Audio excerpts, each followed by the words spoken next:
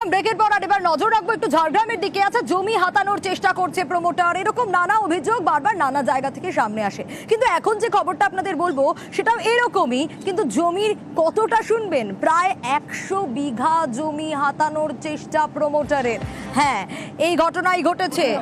ভুয়ো কাগজপত্র দিয়ে জমি দখলের চেষ্টার অভিযোগ। ঝাড়গ্রামের মানিকপাড়ার আমদিয়া গ্রামে এই ঘটনা ঘটেছে। কিন্তু কিভাবে ভুয়ো কাগজপত্র দিয়ে এই জমি দখলের চেষ্টা, ইতিমধ্যেই একটি ভিডিও ভাইরাল হয়েছে, দেখি সেই ভিডিওটা আগে।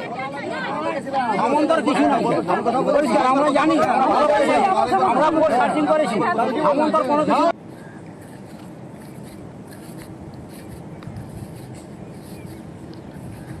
দেখুন, ঘটনাস্থলে পুলিশ গেলে বিক্ষোভ বাসিন্দাদের। দেখতে পাচ্ছেন পুলিশ কিভাবে সমস্ত কিছু সরিয়ে দিচ্ছে।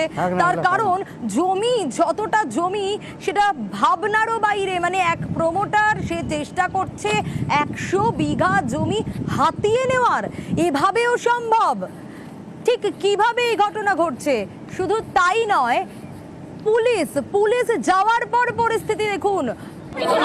রীতিমতো বিক্ষোভ দেখাচ্ছেন বাসিন্দারা। আরো বিস্তারিত জানাতে পারবে রাজু রয়েছে আমার সঙ্গে। রাজু, 100 বিঘা জমি এই প্রমোটার হাতিয়ে নিতে চাইছেন ভুয়ো কাগজপত্রের মাধ্যমে, কিভাবে সম্ভব? মানে এই ভুয়ো কাগজপত্র তিনি কোথা থেকে বের করছেন? কারাই বা মদত দিচ্ছেন? কাদের মদতে হচ্ছে? দেখো, মূলত এখানে যে অভিযোগটা উঠছে, যে মালিকানা রয়েছে সেই মালিকের নামে জমির পাওয়ার অ্যাটর্নি নিয়ে, সেই পাওয়ার অ্যাটর্নির মাধ্যমে মূলত এই জমিকে দখল করা হয়েছে। যে পাওয়ার অ্যাটর্নি নিয়ে এসেছিল তার বিরুদ্ধে অভিযোগ, যার কাছ থেকে সে পাওয়ার অ্যাটর্নি নিয়েছে তার কাছে 7 একর জমি রয়েছে। সেক্ষেত্রে সে 10 একর জমির পাওয়ার অ্যাটর্নি নিয়ে আসছে কি করে, এটা একটা বড় প্রশ্ন।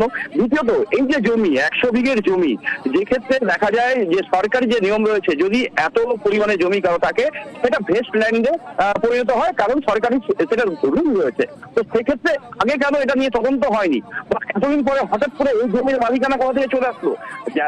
যে জায়গায় মানুষ অভিযোগ করছেন, গ্রামের মানুষের অভিযোগ, তারা 100 বছর ধরে এই জমিতে চাষ করছে, অথচ গ্রামের মানুষ চাষ করছে।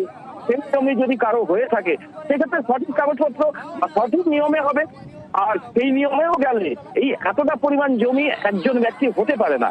এই জায়গায় একটা বড় প্রশ্ন, যে হাইকোর্টের নোটিশের কথা বলা হয়েছে, সেখানে একদম পরিষ্কার যেটা গ্রামবাসীরা জানাচ্ছেন, যে হাইকোর্টের নোটিশ করা, সেখানে উল্লেখ করা হয়েছে জমিতে যাতে কোনো রকমের কোনো সমস্যা না হয়, তা এই জমি জটিলতাকে নিয়ে কোনো রকমের ল এন্ড অর্ডার না হয়, তার জন্যই দেখার কথা বলা হয়েছে। কিন্তু এক প্রমোটার হঠাৎ করে দেখি রাজু, অভিযোগকারীরা কি বলছেন।